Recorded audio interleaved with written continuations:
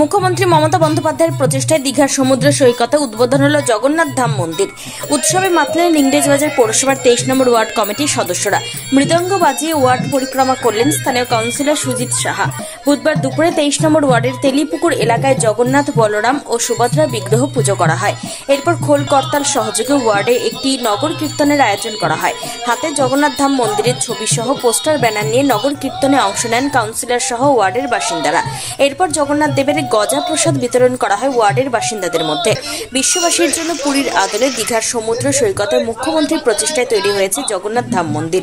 অক্ষয় তৃতীয়াতে প্রাণ প্রতিষ্ঠা করা হয় জগন্নাথ দেবের। মুখ্যমন্ত্রীকে অভিনন্দন জানিয়ে উৎসবে মাতেন 23 নম্বর ওয়ার্ড কমিটির সদস্যরা।